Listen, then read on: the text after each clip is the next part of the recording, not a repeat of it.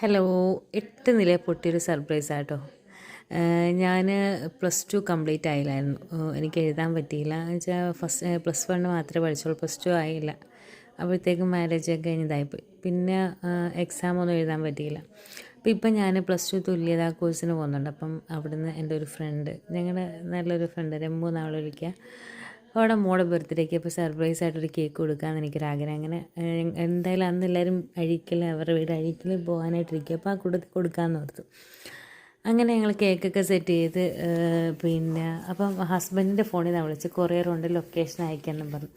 ഞാൻ മന്ദബുദ്ധി, അവിടെ കയ്യിൽ എൻ്റെ ഹസ്ബൻഡിൻ്റെ ഫോൺ നമ്പർ ഉണ്ടായിരുന്നു.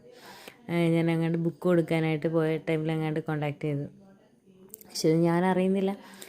ഞാനും മോളോട് വിളിച്ച് അങ്ങനെ ഞങ്ങളവിടെ ചെന്നപ്പോൾ പറഞ്ഞു, ഇത്താ എനിക്ക് മനസ്സിലായി ഇത്താണ് എന്ന്, കാരണം ഹസ്ബൻഡിൻ്റെ നമ്പർ എൻ്റെ കയ്യിലുണ്ടെന്ന്. പക്ഷെ നമ്മളാരായി, നമ്മൾ ശശിയായി. ഇതായിരുന്നു ആ മോൾക്ക് വേണ്ടിയുള്ള കേക്ക് കേട്ടോ. പിന്നെ ഒരു രണ്ട് അമ്മമാർക്ക് വേണ്ടിയുള്ള കേക്കായിരുന്നു പിന്നെ ഉണ്ടായിരുന്നു. ചോക്ലേറ്റും ഒന്ന് ഫെറാറോഷനും രണ്ടും, ഒരെണ്ണം കസ്റ്റമൈസ് ഡിസൈനാണ്. അവർ ഇത് ഒരു ഡിസൈൻ അയച്ചു തന്നെ, സ്ട്രോബെറി വെക്കാനായിരുന്നു പറഞ്ഞു. പക്ഷേ സ്ട്രോബെറി നമുക്ക് കിട്ടാത്തത് കൊണ്ട് ചെറി വെച്ചേക്കാൻ പറഞ്ഞു.